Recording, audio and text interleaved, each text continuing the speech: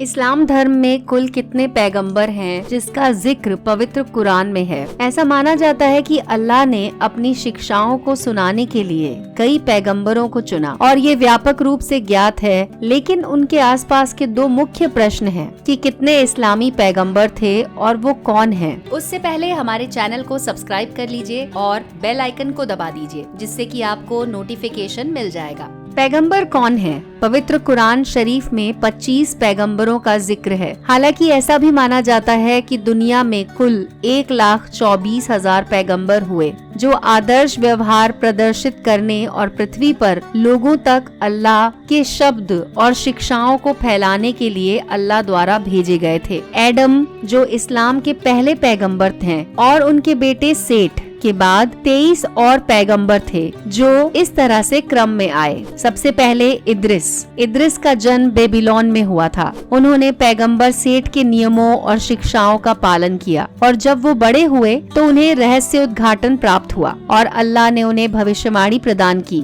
इद्रिस ने बाबुल छोड़ दिया जब उसने चेतावनी के बावजूद लोगों को पाप करते देखा। कुछ लोग इद्रिस से जुड़ गए और वो बाबुल छोड़कर मिस्र पहुंच गए। इद्रिस ने अपने पूर्वजों आदम हव्वा को उपदेश देने, पूजा करने और शोध करने में बहुत समय बिताया। ऐसा माना जाता है कि उनके पास महान बुद्धि थी और वो लिखने के लिए कलम का उपयोग करने वाले पहले व्यक्ति थे। इसके बाद है नूह को अल्लाह से संदेश मिला कि जब तक लोग उसे एक सच्चे भगवान के रूप में पहचानना शुरू नहीं करेंगे एक बड़ी आपदा होगी। नूह ने कर्तव्य निष्ठा से अल्लाह का संदेश फैलाया और लोगों को चेतावनी देने का प्रयास किया कि अगर वो कई देवताओं की पूजा करना जारी रखेंगे तो उन्हें दंडित किया जाएगा। लोगों ने नहीं सुनी, इसीलिए जीवन को संरक्षित करने के प्रयास में, जिसमें वो लोग भी शामिल थे जिन्होंने आखिरकार उनकी बात सुनी, नूह ने एक जहाज बनाया। उन्होंने हर प्रकार के जानवरों को एक जोड़े को स्वीकार किया और महान बाढ़ के आने का इंतजार किया जिसके बारे में अल्लाह ने चेतावनी दी थी और ऐसा ही हुआ। इसके बाद है हूड ईद में रहता था और एकमात्र देवता के रूप में अल्लाह के प्रति समर्पित था। लेकिन इस समय वो अपने विचारों में अकेला था। जब उन्होंने कहा कि केवल एक ही ईश्वर है तो उन्होंने लोगों को अपनी बात सुनाने की बहुत कोशिश की,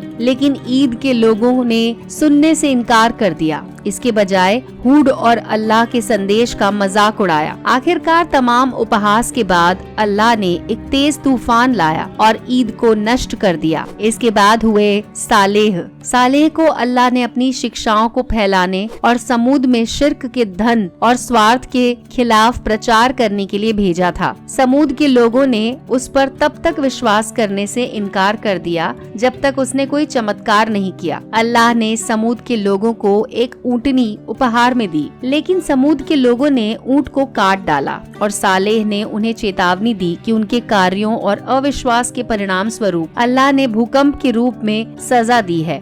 इसके बाद हुए इब्राहिम सबसे अधिक सम्मानित पैगंबरों में से एक हैं और ये अल्लाह के प्रति उनकी भक्ति है जो ईद के त्योहार के दौरान मनाई जाने वाली कुर्बानी में पूजनीय है। इब्राहिम को अल्लाह ने अपनी सबसे प्रिय चीज अपने बेटे इस्माइल का बलिदान करने का आदेश दिया। इब्राहिम ने इस्माइल के साथ आदेश पर चर्चा की और इसे अल्लाह की आज्ञाकारिता के कार्य के रूप में सहमति व्यक्त की। आखिरी क्षण में अल्लाह ने इस्माइल को एक मेढ़े में बदल दिया और उनकी जान बख्श दी, जिससे पूरी बात एक परीक्षण के रूप में सामने आई। इसके बाद हुए लूत को अल्लाह ने एकेश्वरवाद को बढ़ावा देने और लोगों को ये बताने के लिए सदोम और अमोरा के शहरों में भेजा था कि समलैंगिकता और हिंसक वासना के कार्य कैसे पाप हैं। उसने शहर के लोगों को चेतावनी दी कि वो पाप कर रहे हैं, लेकिन उन्होंने नहीं सुना और इस तरह दोनों शहर नष्ट हो गए। इसके बाद आए इस्माइल इब्राहिम का बेटा था और अपने पिता के नक्शे कदम पर चलते हुए अल्लाह के वचन को बढ़ावा देता था। इशाक इस्माइल का बेटा था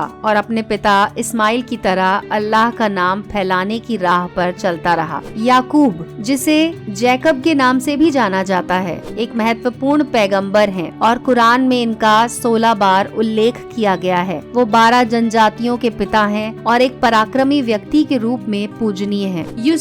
यूसुफ, जिसे कभी कभी जोसेफ के नाम से भी जाना जाता है, याकूब का पुत्र था। उसके पिता उससे बहुत प्यार करते थे और इससे उसके भाइयों में ईर्ष्या पैदा हो गई, इसलिए उन्होंने उसे कुएं में फेंक दिया। यात्रियों ने उसे पकड़ लिया और गुलाम के रूप में इस्तेमाल किया। अंततः उसे उस अपराध के लिए जेल में डाल दिया गया जो उसने नहीं किया था। अपनी कठिनाइयों के बावजूद उन्होंने अल्लाह में अपना विश्वास नहीं छोड़ा। इसके बाद है अय्यूब। अय्यूब को कई वर्षों तक अल्लाह द्वारा कड़ी परीक्षा दी गई थी, लेकिन उन्होंने सर्वशक्तिमान में अपना विश्वास नहीं छोड़ा और अपने अटूट विश्वास और आज्ञाकारिता के लिए पुरस्कृत किया गया।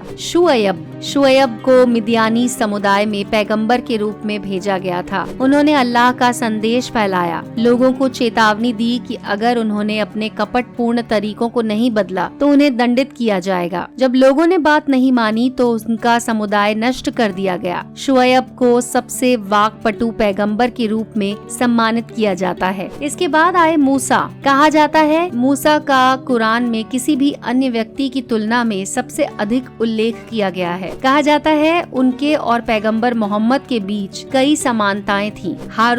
हारून इजरायलियों का पहला महायाजक था और मूसा का भाई था। धुल-किफ्ल, हारून के बाद धुल-किफ्ल आया जो इज़ेकिल का इस्लामी समकक्ष है। हालांकि वो कभी कभी इज़ेकिल के बजाय यशायाह, जोशुआ या ओबद्वा से जुड़ा होता है। धुल-किफ्ल का कुरान में 2 बार उल्लेख किया गया है और पूरे इराक में बड़े पैमाने पर अल्लाह के शब्दों का प्रचार किया।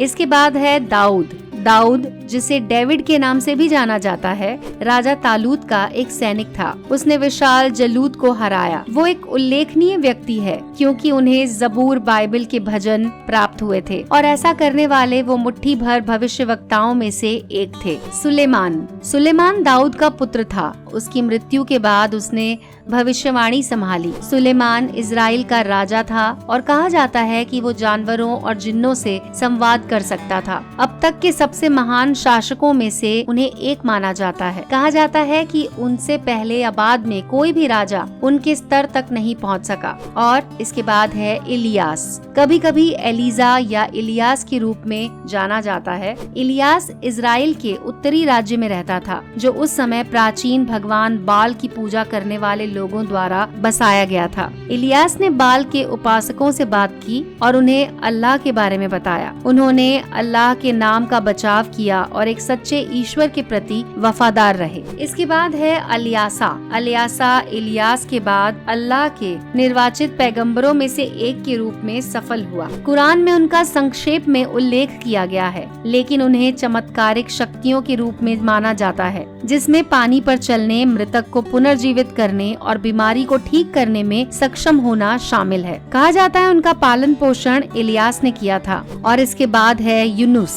पैगंबर यूनुस को अल्लाह द्वारा उत्तरी इराक के नीनवे शहर में भेजा गया था क्योंकि शहर में मूर्ति पूजक रहते थे। अल्लाह ही एकमात्र ईश्वर है और यूनुस को नीनवे के लोगों को इस बारे में सूचित करने और उन्हें सही रास्ते पर मार्गदर्शन करने के लिए भेजा गया था। उसे अस्वीकृति का सामना करना पड़ा और अल्लाह की इच्छा के विरुद्ध यूनुस ने एक ऐसे समुदाय की तलाश में नीनवे को छोड़ दिया जो अल्लाह को स्वीकार करेगा। अल्लाह ने नीनवे के ऊपर आसमान को लाल कर दिया और भयंकर तूफान आ गया। शहर के लोग अपने घुटनों पर झुक गए और दया की भीख मांगने लगे, जिसे अल्लाह ने दे दिया। इतने में यूनुस नाव से यात्रा कर रहा था कि तूफान आ गया। एक आदमी को दूसरों की खातिर बलिदान देना पड़ा। यूनुस को पता था कि नीनवे छोड़ने के लिए अल्लाह की सजा थी, इसलिए उसने गोता लगाया और एक व्हेल ने उसे निगल लिया। उसने अल्लाह से पश्चाताप किया और नीनवे लौटने के लिए कहा। इसके बाद है जकारिया से याहा का जन्म हुआ, जो आगे चलकर ईसा की माँ मरियम का संरक्षक बना। इसके बाद है याहा। जकारिया के बेटे याहा को अल्लाह ने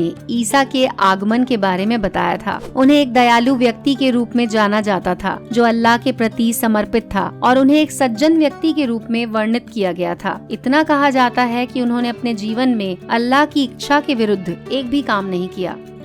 और इसके बाद है ईसा। उन लोगों के लिए जो सोच रहे हैं क्या ईसा मसीह इस्लाम में पैगंबर है, वो हैं, लेकिन कुरान में उनका नाम ईसा लिखा गया है। वो अंतिम भविष्यवक्ता थे और अल्लाह ने उन्हें इजराइल के लोगों को सीधे रास्ते पर मार्गदर्शन के लिए भेजा था। ईसाई बाइबल में ईसा मसीह से भिन्न है, क्योंकि कुरान में उन्हें ईश्वर का पुत्र नहीं माना गया और न ही उन्हें सूली पर चढ़ाया गया। इस्लाम में ईसा का बहुत महत्व है, क्योंकि कुरान में उनका उल्लेख किया गया है। कहा जाता है कि अल्लाह ने ईसा को सुसमाचार सुनाया। और अंत में है मोहम्मद। अंत में हम मोहम्मद के पास आते हैं, जो इस्लाम के अंतिम पैगंबर हैं। उन्हें अल्लाह द्वारा पहले पैगंबरों की शिक्षाओं की पुष्टि करने के लिए भेजा गया था। मोहम्मद ने कुरान के रूप में अल्लाह के सटीक शब्दों का पाठ किया और देवदूत जिब्रील ने उन्हें 23 वर्षों के दौरान अल्लाह की शिक्षाओं का खुलासा किया। मोहम्मद मूल रूप से मक्का में रहते थे, लेकिन मक्का के लोगों में अल्लाह का संदेश फैलाने के बाद, जो उस समय कई देवताओं में विश्वास करते थे, उन्हें और उनके अनुयायियों को सताया गया और इसलिए वो मदीना के लिए चले गए। कुछ साल बाद मोहम्मद मक्का लौट आए और उन लोगों द्वारा उनका सम्मान किया गया जिन्होंने पहले उन्हें सताया था, और उन्हें और उनके अनुयायियों को उत्पीड़न के बिना अपनी मान्यताओं को पालन करने की अनुमति दी गई थी। हम उम्मीद करते हैं कि ये जानकारी आपको पसंद आई होगी। ऐसे ही और वीडियोस के लिए जुड़े रहें हमारे चैनल के साथ।